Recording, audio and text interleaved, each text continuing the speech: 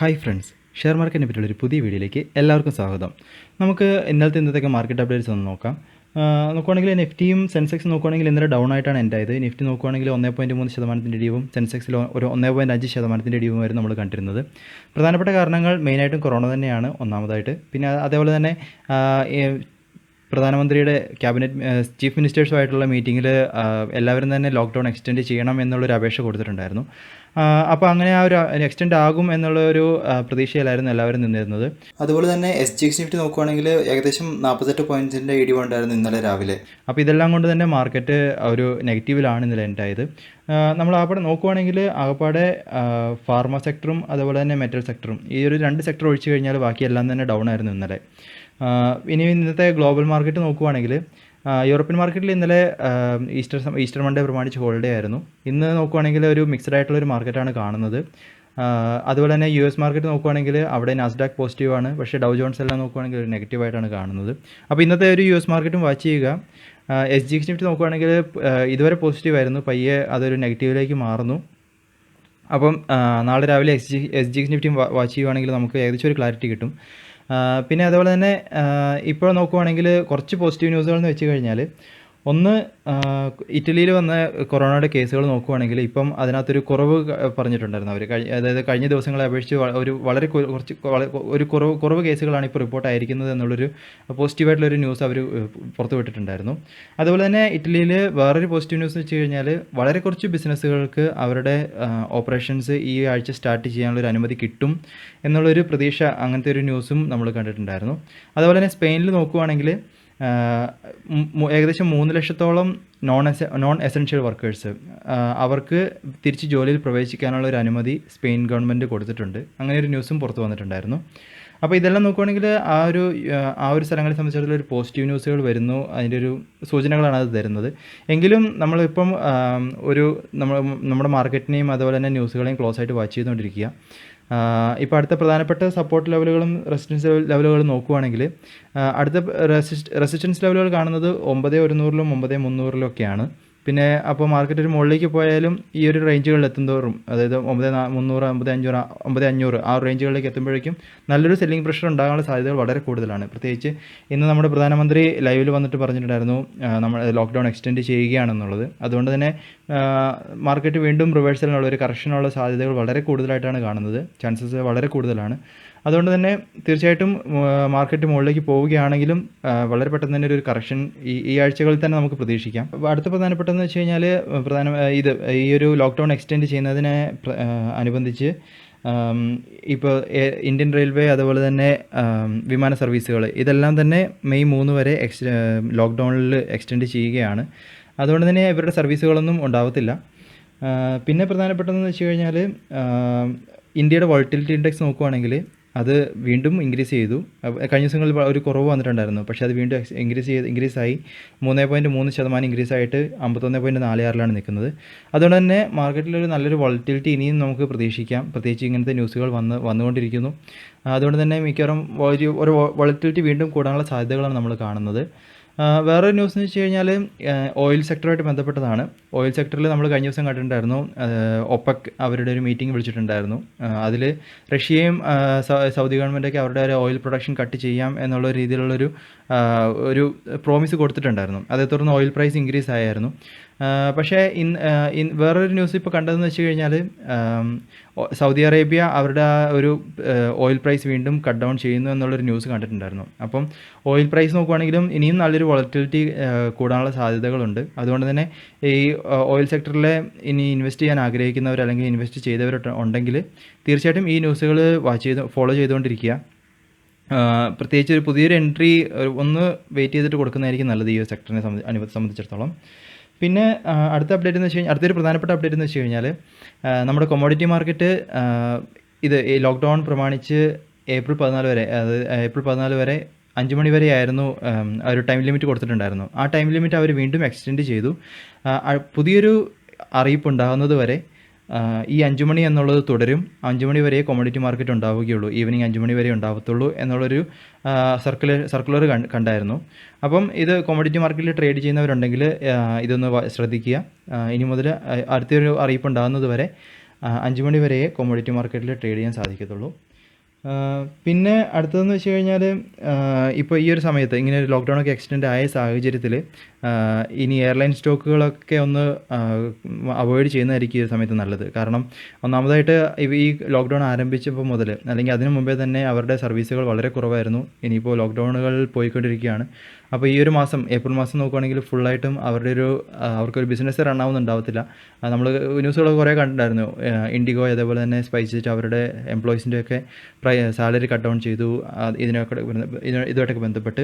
പിന്നെ അതുപോലെ തന്നെ ഈ ഒരു സമയത്ത് അവർക്ക് സർവീസുകളില്ല, അതേസമയത്ത് അവർക്ക് എയർപോർട്ടിൽ റെൻറ്റുകളൊക്കെ കൊടുക്കണം. അപ്പോൾ അങ്ങനത്തെ അവരുടെ ആ ഒരു ഇരിക്കുന്ന ക്യാഷ് വെച്ച് തന്നെ അവരിപ്പോൾ റൺ ആകുന്നു എന്നുള്ളൊരു സ്റ്റേറ്റിലാണ് ഇപ്പോൾ നിൽക്കുന്നത്. അതുകൊണ്ട് തന്നെ ആ സ്റ്റോക്കുകൾ നോക്കുവാണെങ്കിൽ വീണ്ടും ഡൗൺ ആവാനുള്ള സാധ്യതകൾ വളരെ കൂടുതലാണ്. അതുകൊണ്ട് തന്നെ ഇപ്പം സ്റ്റോക്കുകളുടെ പ്രൈസൊക്കെ നല്ല ഡൗൺ ആയി എന്നും പറഞ്ഞ് ചാടിക്കയറി അതിനകത്തൊരു തലവെക്കാതിരിക്കാൻ ശ്രദ്ധിക്കുക. ന്യൂസുകൾ വാച്ച് ചെയ്യുക. അതുപോലെ തന്നെ ഇങ്ങനത്തെ ഒരു നമ്മുടെ ഒരു അനാലിസിസിലും ഇങ്ങനത്തെ കാര്യങ്ങളൊക്കെ ശ്രദ്ധിക്കുക. കാരണം വില കുറഞ്ഞു, അത് പ്രൈസ് കുറവാണ് എന്ന് കണ്ട് ചാടിക്കയറി ഒരു സ്റ്റോക്കിലേക്ക് ഇറങ്ങരുത്. നല്ല വാല്യൂ ഉള്ള സ്റ്റോക്കുകളിൽ മാത്രം ഈ ഒരു സമയത്ത് ശ്രദ്ധ കേന്ദ്രീകരിക്കുന്നതാണ് ഏറ്റവും നല്ലത്.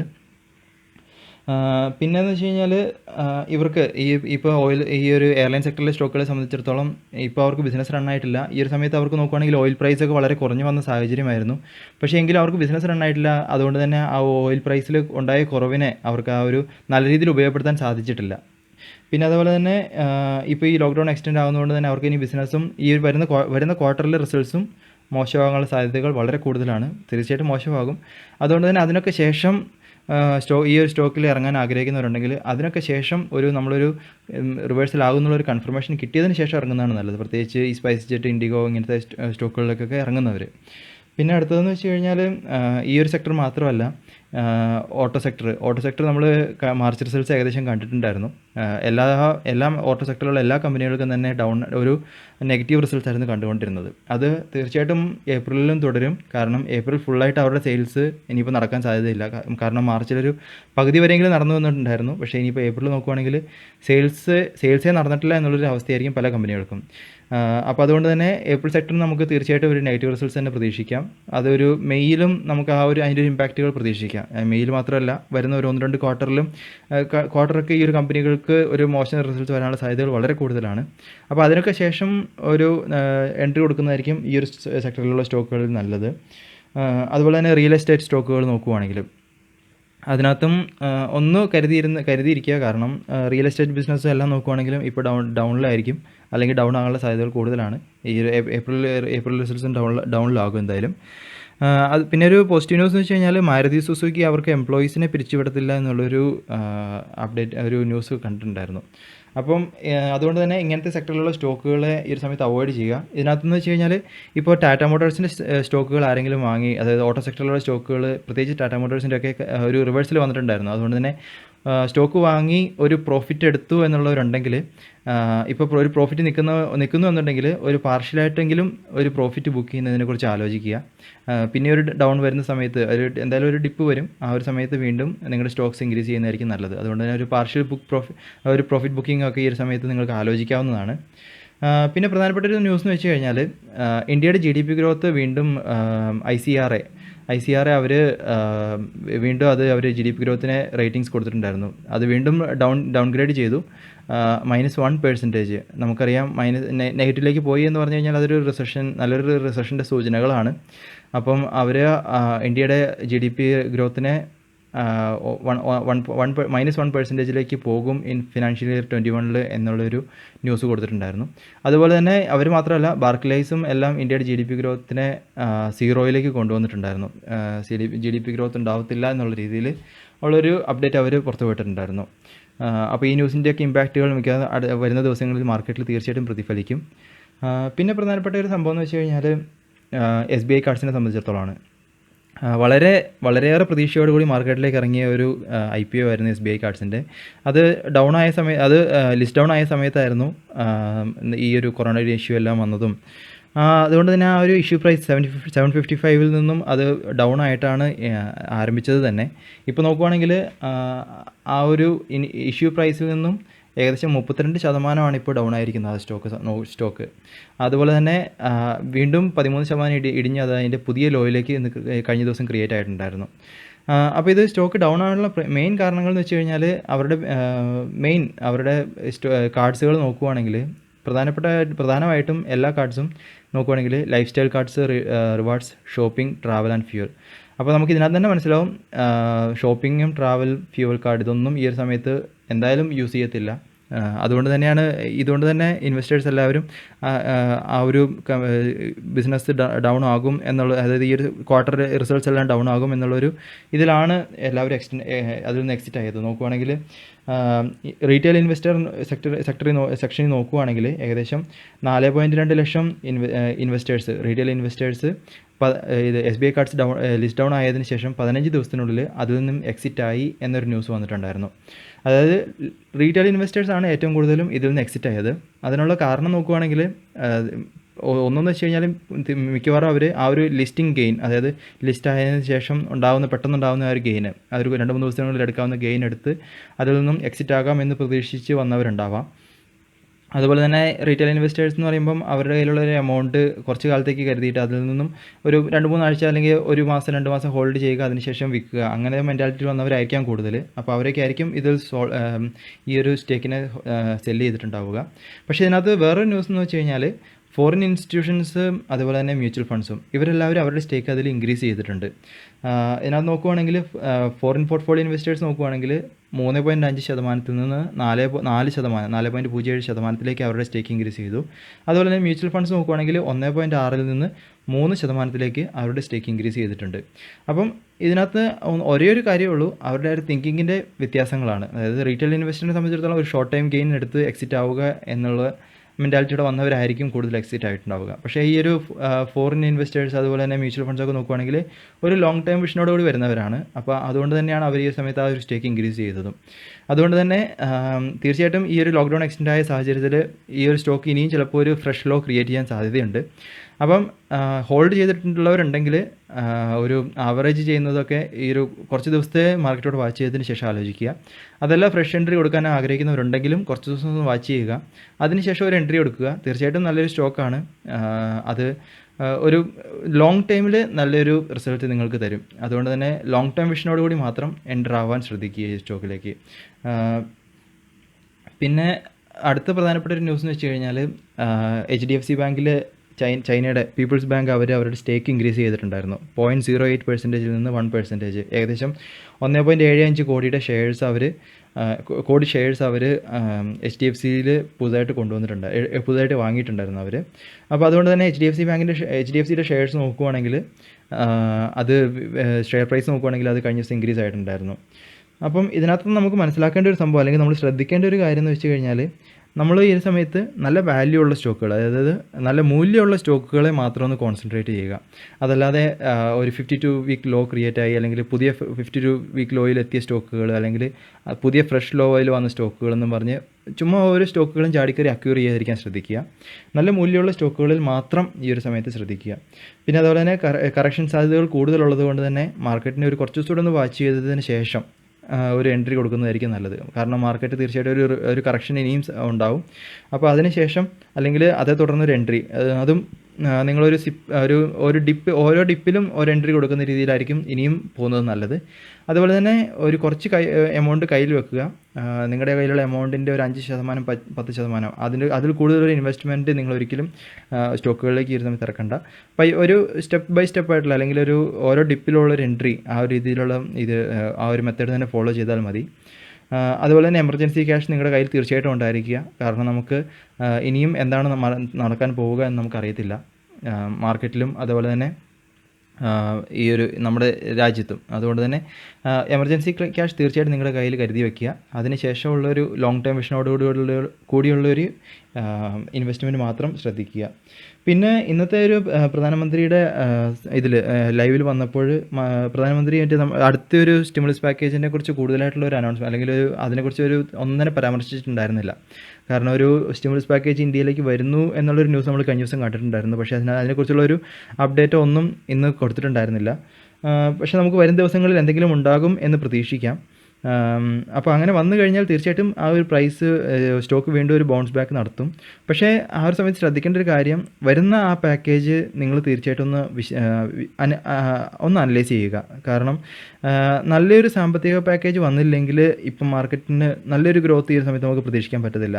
കാരണം ആ ഒരു സാമ്പത്തിക പാക്കേജ് വന്നു എന്നുള്ളൊരു ന്യൂസിനെ എല്ലാവരും ട്രേഡ് ചെയ്യും.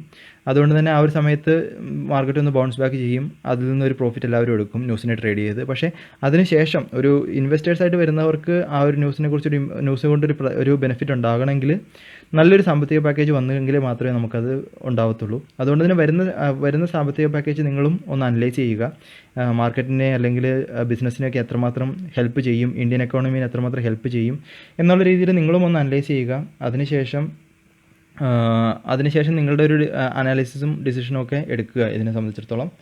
പിന്നെ പ്രധാനമായിട്ടും ശ്രദ്ധിക്കേണ്ട വേറൊരു കാര്യം ഈ ഒരു സമയത്ത് എന്ന് വെച്ച് കഴിഞ്ഞാൽ, നിറയെ ഫേക്ക് ന്യൂസുകൾ, അതായത് അതുപോലെ തന്നെ കുക്ക്ഡ് ന്യൂസുകളെല്ലാം ഈ ഒരു സമയത്ത് മാർക്കറ്റിൽ വരും.